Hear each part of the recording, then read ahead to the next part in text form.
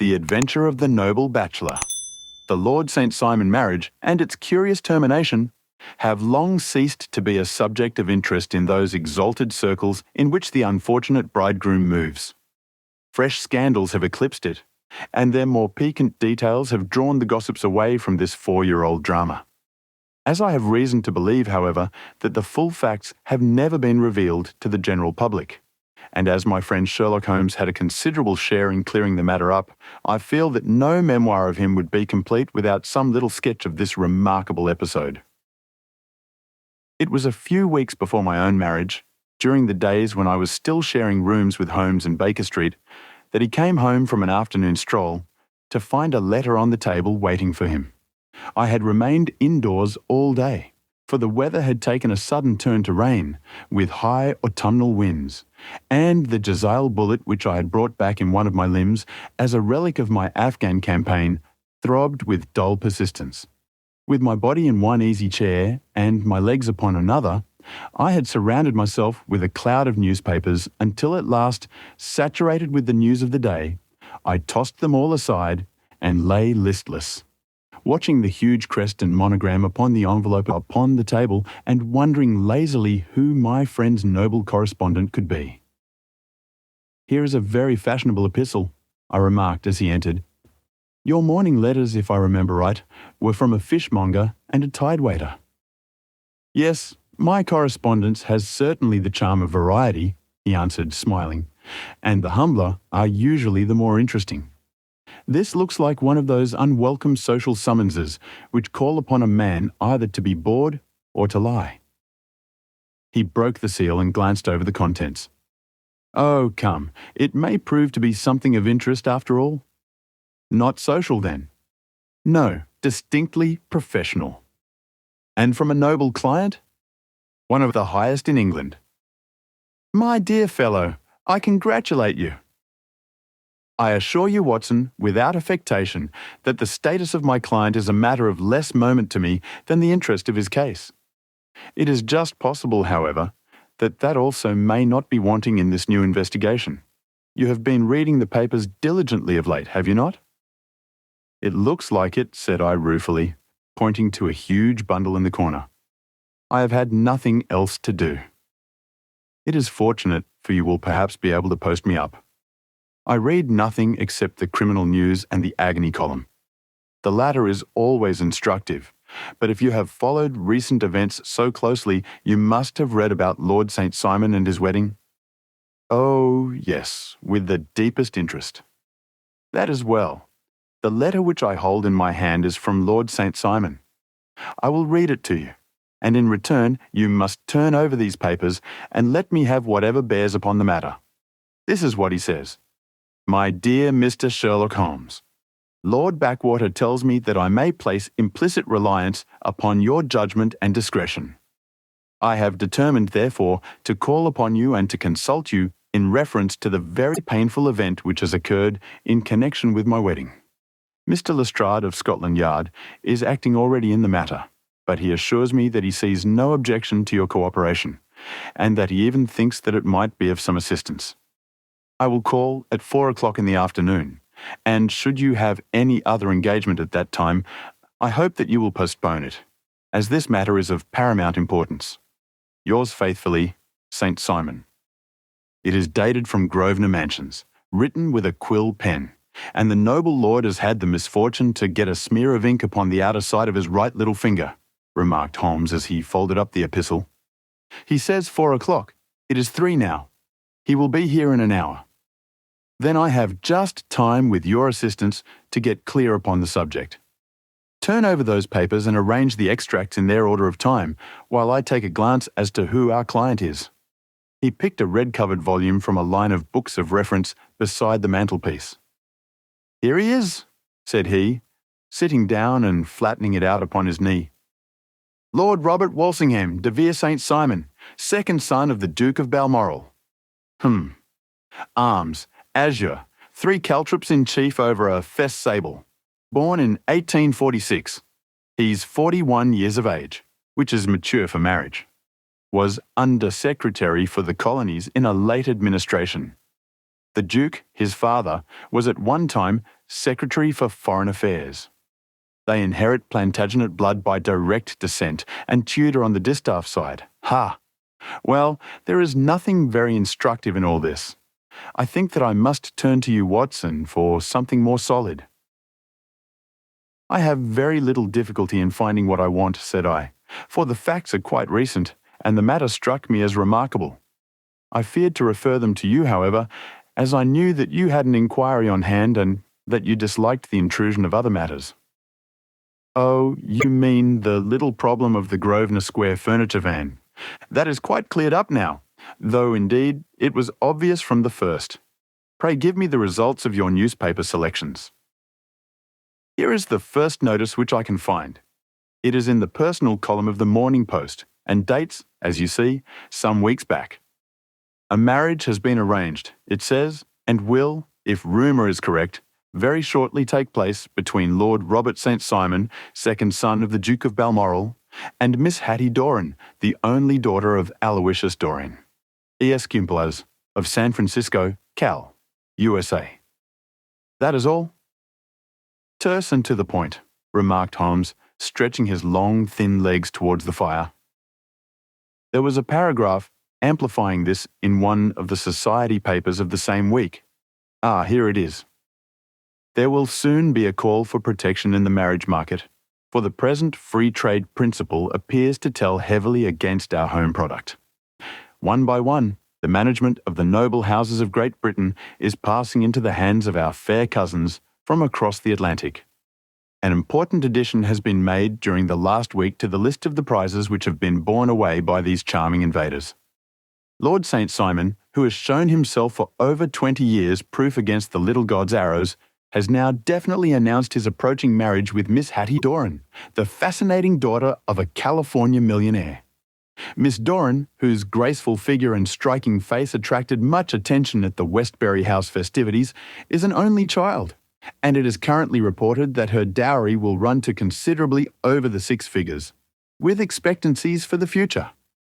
As it is an open secret that the Duke of Balmoral has been compelled to sell his pictures within the last few years, and as Lord St. Simon has no property of his own save the small estate of Birchmoor, it is obvious that the Californian heiress is not the only gainer by an alliance, which will enable her to make the easy and common transition from a Republican lady to a British peeress.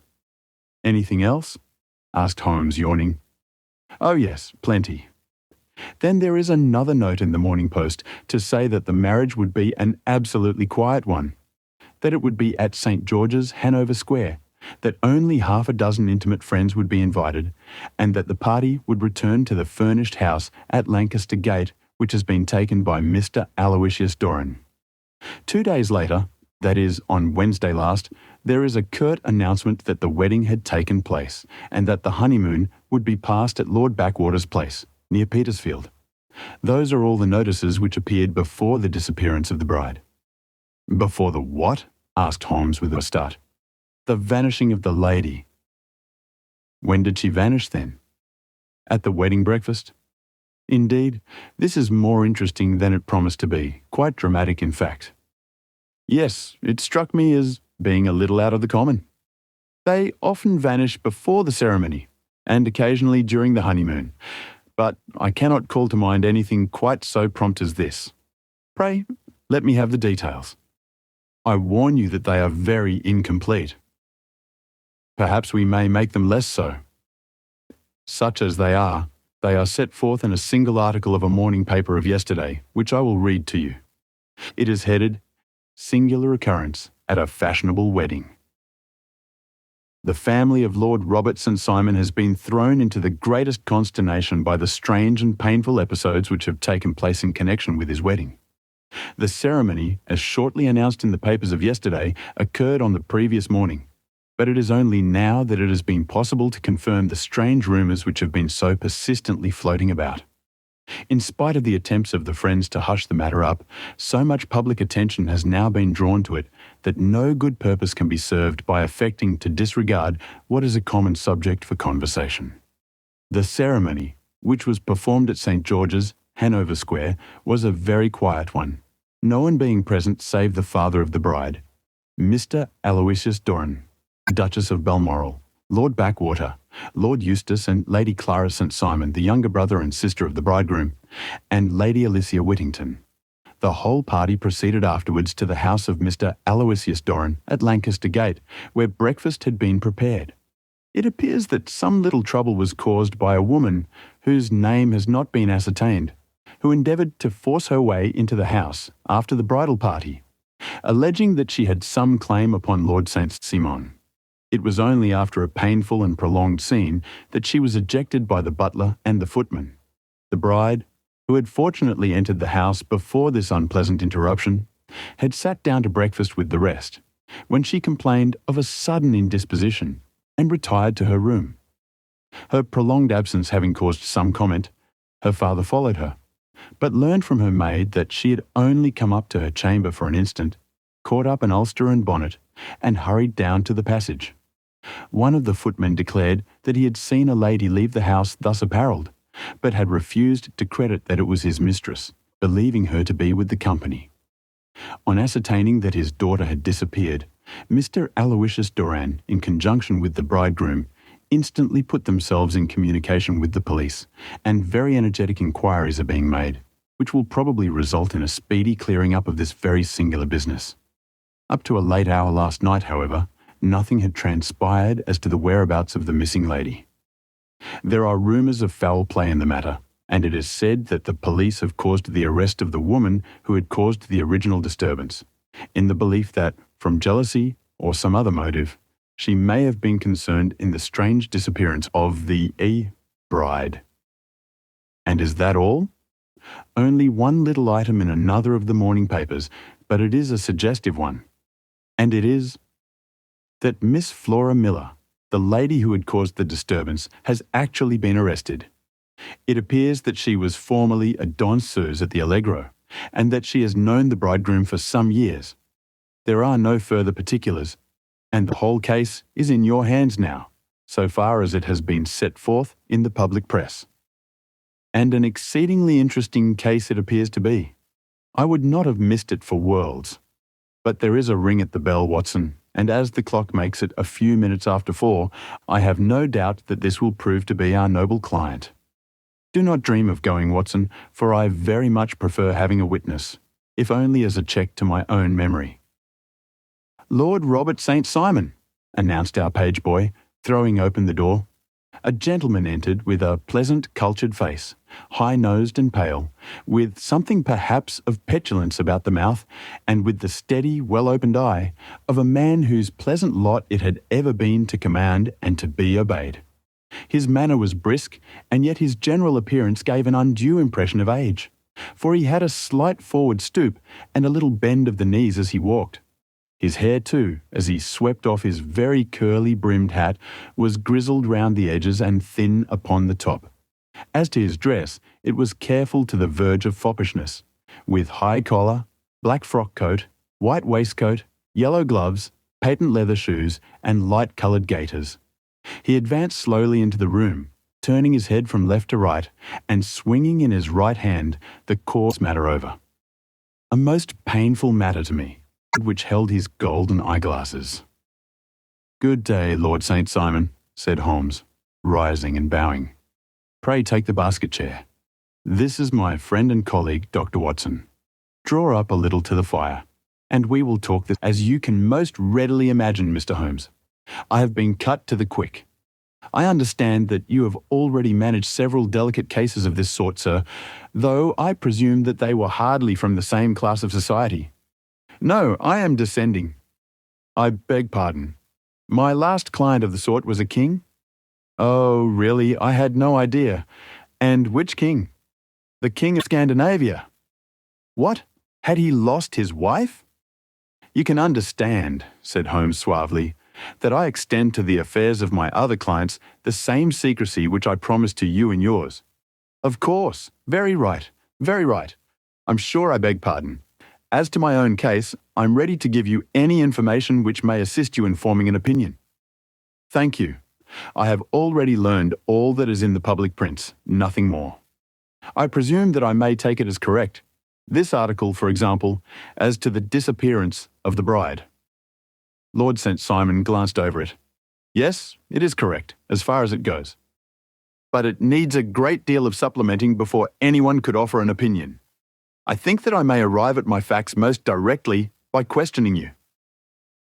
Pray do so. When did you first meet Miss Hattie Doran? In San Francisco, a year ago. You were travelling in the States? Yes. Did you become engaged then? No. But you were on a friendly footing? I was amused by her society, and she could see that I was amused. Her father is very rich? He is said to be the richest man on the Pacific slope. And how did he make his money? In mining. He had nothing a few years ago. Then he struck gold, invested it, and came up by leaps and bounds. Now, what is your own impression as to the young lady's, your wife's character? The nobleman swung his glasses a little faster and stared down into the fire. You see, Mr. Holmes, said he, my wife was 20 before her father became a rich man. During that time she ran free in a mining camp and wandered through woods or mountains, so that her education has come from nature rather than from the schoolmaster. She is what we call in England a tomboy, with a strong nature, wild and free, unfettered by any sort of traditions. She is impetuous, volcanic I was about to say. She is swift in making up her mind and fearless in carrying out her resolutions. On the other hand, I would not have given her the name which I have the honour to bear. He gave a little stately cough. Had not I thought her to be at bottom a noble woman. I believe that she is capable of heroic self-sacrifice and that anything dishonourable would be repugnant to her. Have you her photograph? I brought this with me. He opened a locket and showed us the full face of a very lovely woman. It was not a photograph but an ivory miniature, and the artist had brought out the full effect of the lustrous black hair, the large dark eyes, and the exquisite mouth. Holmes gazed long and earnestly at it. Then he closed the locket and handed it back to Lord St. Simon. The young lady came to London then, and you renewed your acquaintance. Yes, her father brought her over for this last London season. I met her several times, became engaged to her, and have now married her. She brought, I understand, a considerable dowry. A fair dowry, not more than is usual in my family. And this, of course, remains to you since the marriage is a fait accompli? I really have made no inquiries on the subject. Very naturally not. Did you see Miss Doran on the day before the wedding? Yes. Was she in good spirits? Never better. She kept talking of what we should do in our future lives. Indeed, that is very interesting. And on the morning of the wedding? She was as bright as possible, at least until after the ceremony. And did you observe any change in her then? Well, to tell the truth, I saw then the first signs that I'd ever seen that her temper was just a little sharp. The incident, however, was too trivial to relate, and can have no possible bearing upon the case. Pray let us have it, for all that. Oh, it is childish. She dropped her bouquet as we went towards the vestry. She was passing the front pew at the time, and it fell over into the pew. There was a moment's delay, but the gentleman in the pew handed it up to her again, and it did not appear to be the worse for the fall. Yet when I spoke to her of the matter, she answered me abruptly, and in the carriage, on our way home, she seemed absurdly agitated over this trifling cause. Indeed, you say that there was a gentleman in the pew. Some of the general public were present then? Oh, yes, it is impossible to exclude them when the church is open. This gentleman was not one of your wife's friends? No. I call him a gentleman by courtesy, but he was quite a common-looking person. I hardly noticed his appearance, but really I think that we are wandering rather far from the point. Lady St. Simon, then, returned from the wedding in a less cheerful frame of mind than she had gone to it. What did she do on re-entering her father's house? I saw her in conversation with her maid. And who is her maid? Alice is her name. She is an American and came from California with her. A confidential servant? A little too much so. It seemed to me that her mistress allowed her to take great liberties. Still, of course, in America, they look upon these things in a different way. How long did she speak to this Alice?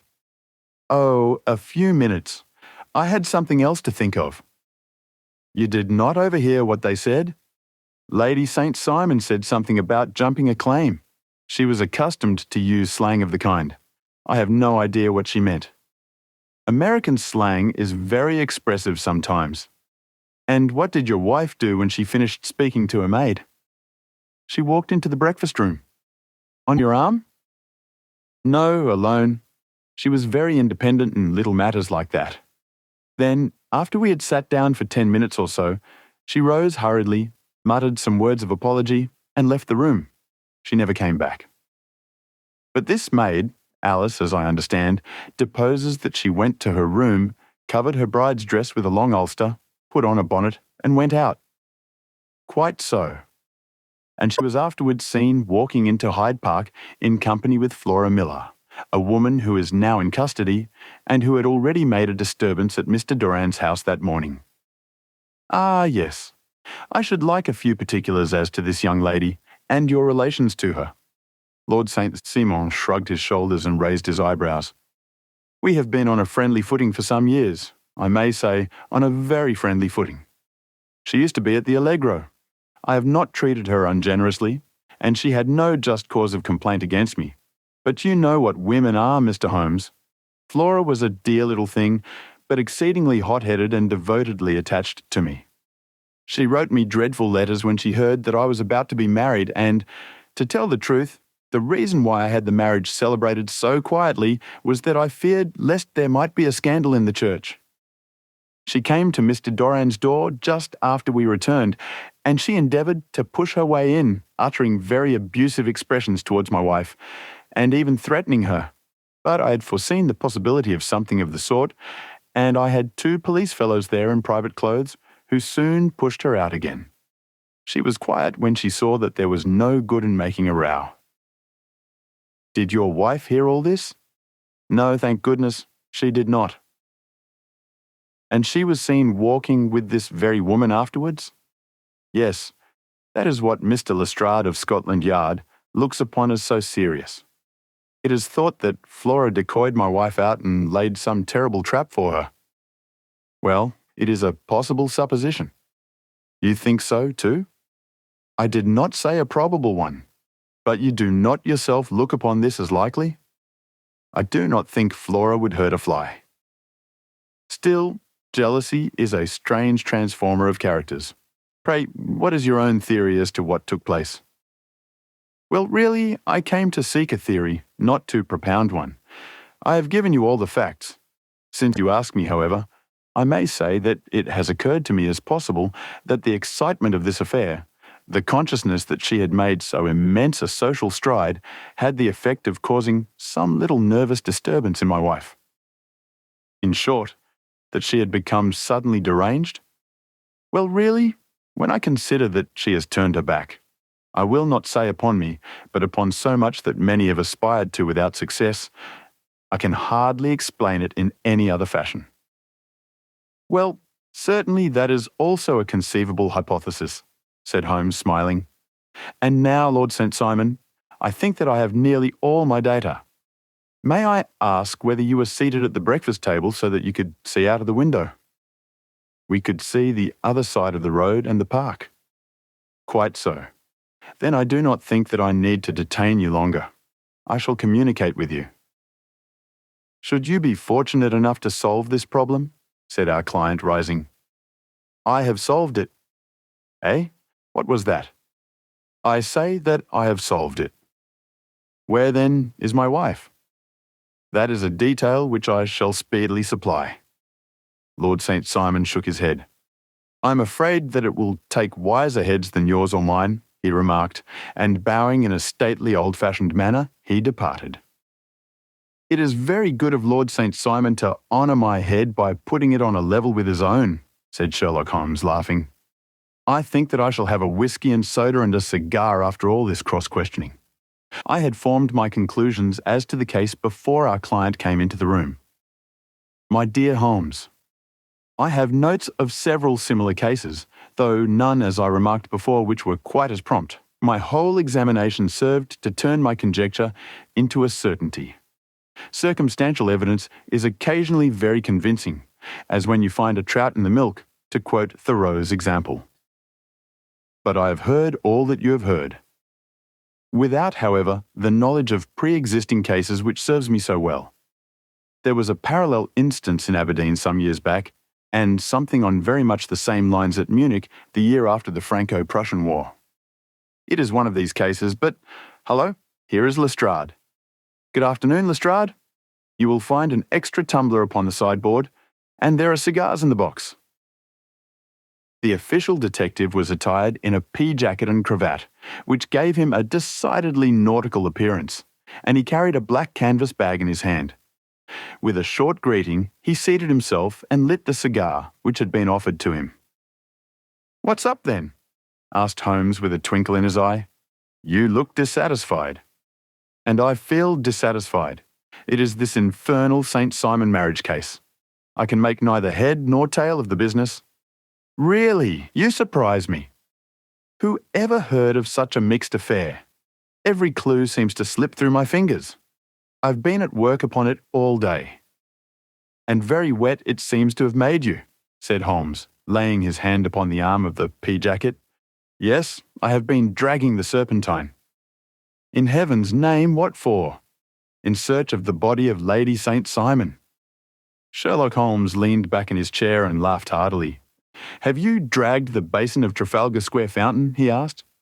"Why? What do you mean?" "Because you have just as good a chance of finding this lady in the one as in the other." Lestrade shot an angry glance at my companion. "I suppose you know all about it," he snarled. "Well, I have only just heard the facts, but my mind is made up." "Oh, indeed. Then you think that the Serpentine plays no part in the matter?" "I think it very unlikely." "Then perhaps you will kindly explain how it is that we found this in it." He opened his bag as he spoke, and tumbled onto the floor a wedding dress of watered silk, a pair of white satin shoes and a bride's wreath and veil, all discoloured and soaked in water. "There," said he, putting a new wedding ring upon the top of the pile. "There is a little nut for you to crack, Master Holmes." "Oh, indeed," said my friend, blowing blue rings into the air. "You dragged them from the Serpentine?" "No, they were found floating near the margin by a park keeper. They have been identified as her clothes, and it seemed to me that if the clothes were there, the body would not be far off." By the same brilliant reasoning, every man's body is to be found in the neighbourhood of his wardrobe.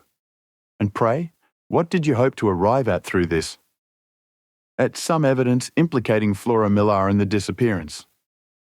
I am afraid that you will find it difficult. "Are you indeed now?" cried Lestrade with some bitterness.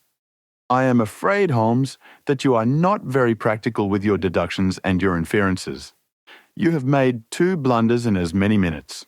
This dress does implicate Miss Flora Millar. And how? In the dress is a pocket. In the pocket is a card case. In the card case is a note. And here is the very note." He slapped it down upon the table in front of him. "Listen to this.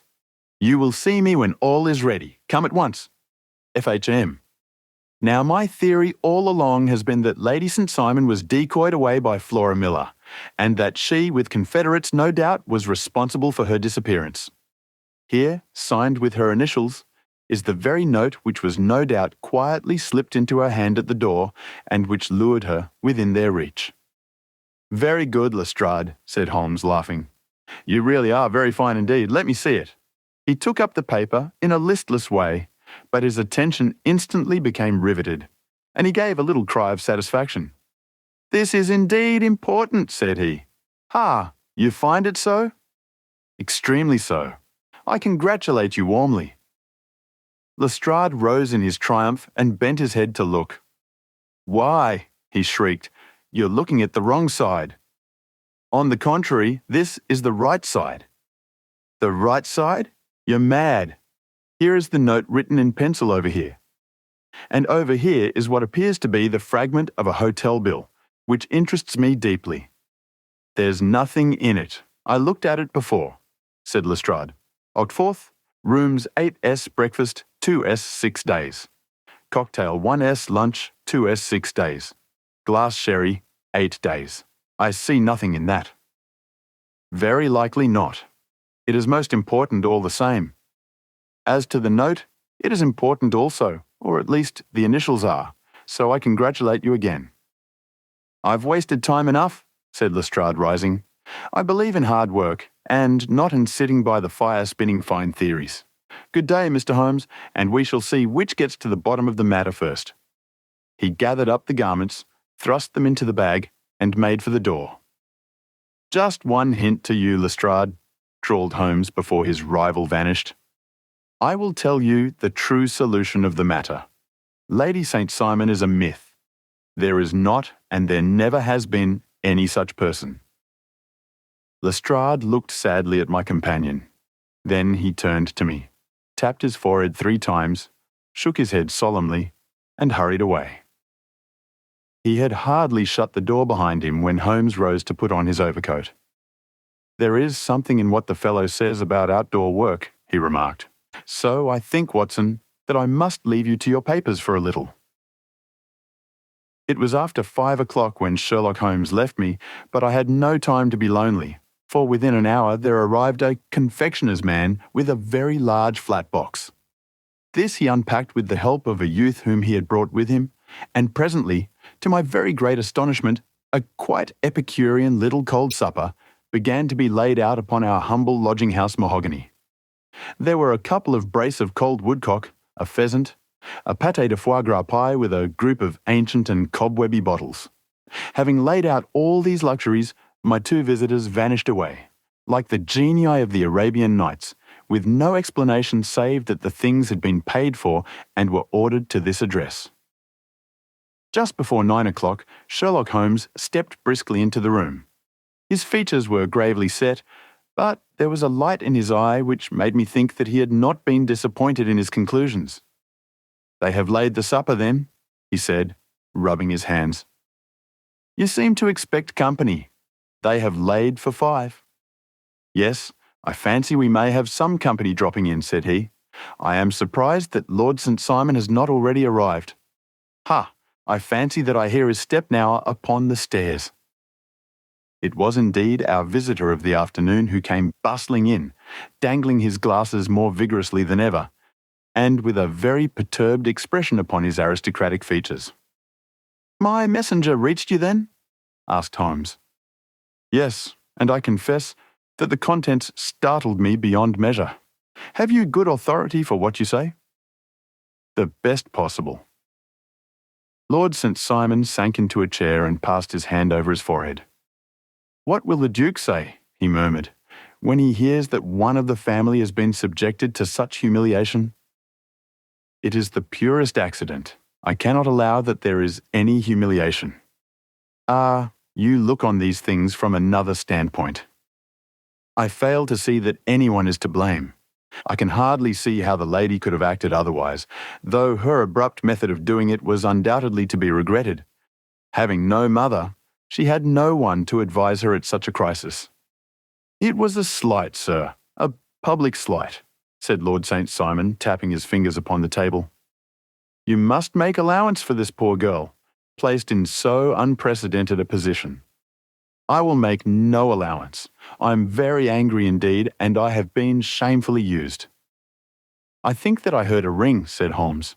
Yes, there are steps on the landing.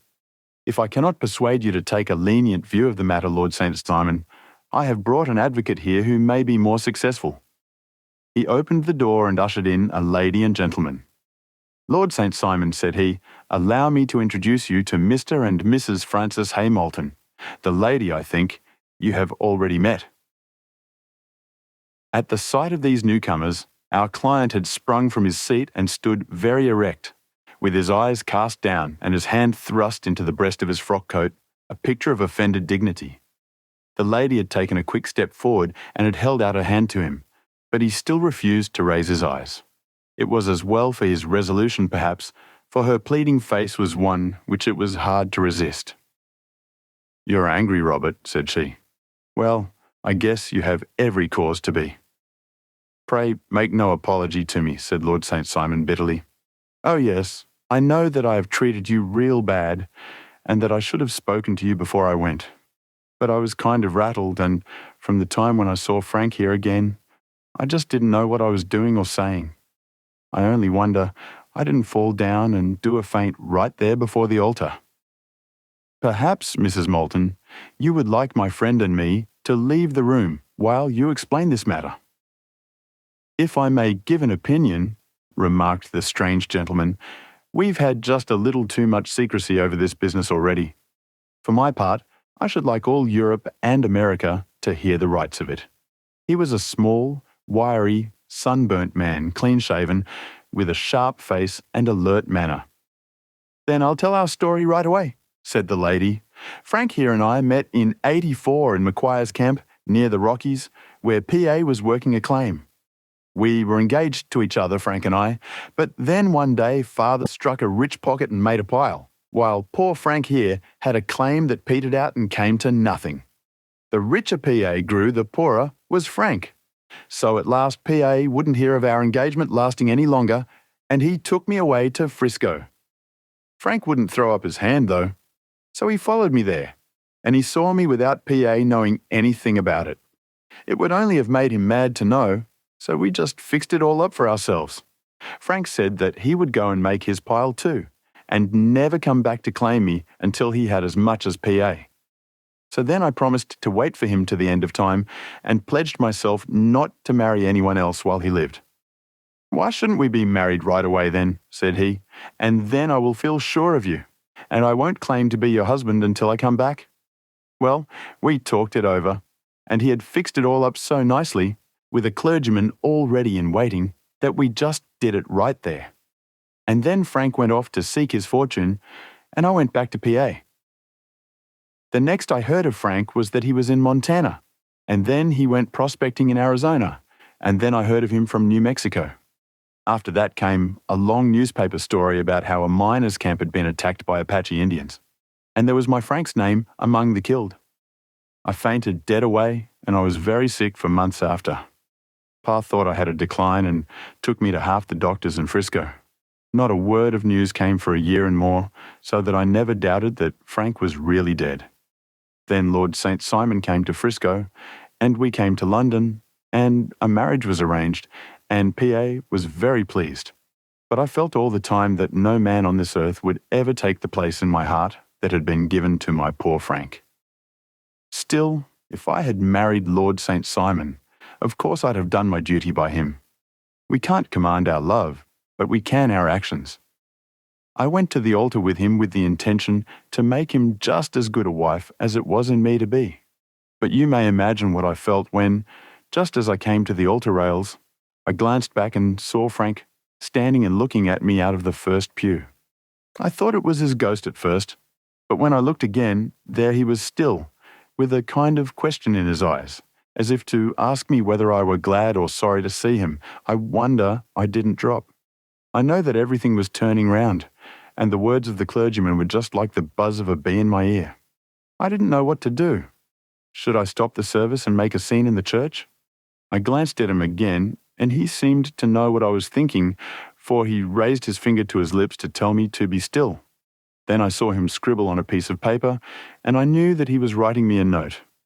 As I passed his pew on the way out, I dropped my bouquet over to him, and he slipped the note into my hand when he returned me the flowers. It was only a line asking me to join him when he made the sign to me to do so. Of course, I never doubted for a moment that my first duty was now to him, and I determined to do just whatever he might direct. When I got back, I told my maid, who had known him in California and had always been his friend. I ordered her to say nothing but to get a few things packed and my ulster ready. I know I ought to have spoken to Lord St. Simon, but it was dreadful hard before his mother and all those great people. I just made up my mind to run away and explain afterwards. I hadn't been at the table 10 minutes before I saw Frank out of the window at the other side of the road. He beckoned to me and then began walking into the park. I slipped out, put on my things, and followed him. Some woman came talking something or other about Lord St. Simon to me. Seemed to me from the little I heard as if he had a little secret of his own before marriage also. But I managed to get away from her and soon overtook Frank. We got into a cab together and away we drove to some lodgings he had taken in Gordon Square. And that was my true wedding after all those years of waiting. Frank had been a prisoner among the Apaches, had escaped, came on to Frisco, found that I had given him up for dead and had gone to England, followed me there, and had come upon me at last on the very morning of my second wedding. I saw it in a paper, explained the American. It gave the name and the church, but not where the lady lived. Then we had a talk as to what we should do, and Frank was all for openness. But I was so ashamed of it all that I felt as if I should like to vanish away and never see any of them again, just sending a line to PA perhaps to show him that I was alive. It was awful to me to think of all those lords and ladies sitting round that breakfast table and waiting for me to come back. So Frank took my wedding clothes and things and made a bundle of them so that I should not be traced and dropped them away somewhere where no one could find them. It is likely that we should have gone on to Paris tomorrow, only that this good gentleman, Mr. Holmes, came round to us this evening, though how he found us is more than I can think. And he showed us very clearly and kindly that I was wrong, and that Frank was right, and that we should be putting ourselves in the wrong if we were so secret. Then he offered to give us a chance of talking to Lord St. Simon alone, and so we came right away round to his rooms at once. Now, Robert, you have heard it all, and I'm very sorry if I have given you pain, and I hope that you do not think very meanly of me. Lord St. Simon had by no means relaxed his rigid attitude, but had listened with a frowning brow and a compressed lip to this long narrative. "Excuse me," he said, "but it is not my custom to discuss my most intimate personal affairs in this public manner." "Then you won't forgive me? You won't shake hands before I go?" "Oh, certainly, if it would give you any pleasure." He put out his hand and coldly grasped that which she extended to him. "I had hoped," suggested Holmes, "that you would have joined us in a friendly supper." "I think that there you ask a little too much," responded his lordship. "I may be forced to acquiesce in these recent developments, but I can hardly be expected to make merry over them. I think that with your permission, I will now wish you all a very good night." He included us all in a sweeping bow and stalked out of the room. "Then I trust that you at least will honour me with your company," said Sherlock Holmes. "It is always a joy to meet an American, Mr. Moulton, for I am one of those who believe that the folly of a monarch and the blundering of a minister in far-gone years will not prevent our children from being some day citizens of the same worldwide country, under a flag which shall be a quartering of the Union Jack with the stars and stripes." "The case has been an interesting one," remarked Holmes when our visitors had left us, "because it serves to show very clearly how simple the explanation may be of an affair which at first sight seems to be almost inexplicable. Nothing could be more natural than the sequence of events as narrated by this lady, and nothing stranger than the result when viewed, for instance, by Mr. Lestrade of Scotland Yard." "You were not yourself at fault at all, then?"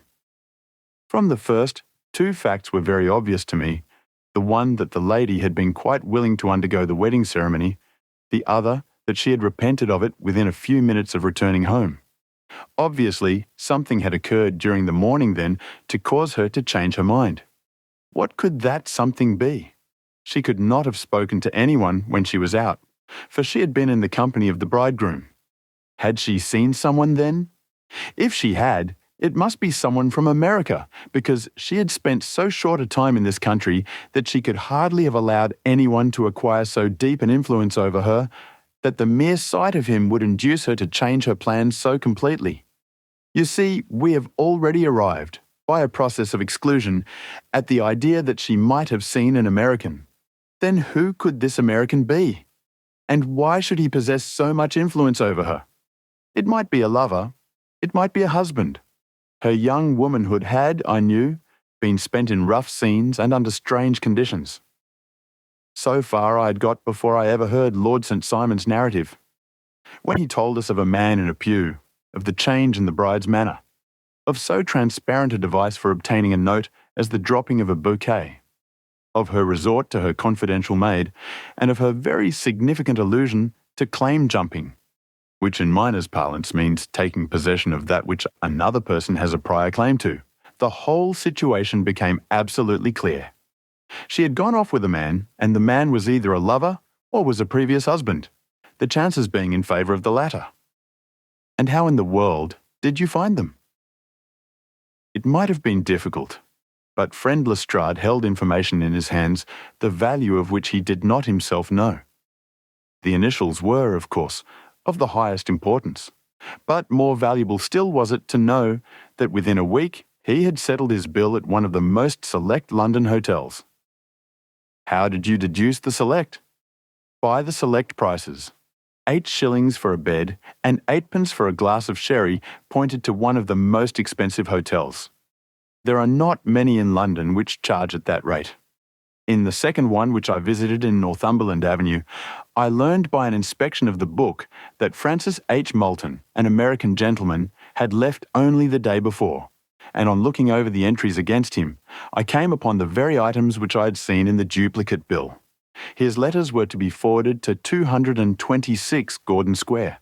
So thither I travelled, and being fortunate enough to find the loving couple at home, I ventured to give them some paternal advice and to point out to them that it would be better in every way that they should make their position a little clearer, both to the general public and to Lord St. Simon in particular. I invited them to meet him here, and as you see, I made him keep the appointment. But with no very good result, I remarked. His conduct was certainly not very gracious. "Ah, Watson," said Holmes, smiling, "perhaps you would not be very gracious either if, after all the trouble of wooing and wedding, you found yourself deprived in an instant of wife and of fortune. I think that we may judge Lord St. Simon very mercifully, and thank our stars that we are never likely to find ourselves in the same position. Draw your chair up and hand me my violin, for the only problem we have still to solve is how to while away these bleak autumnal evenings."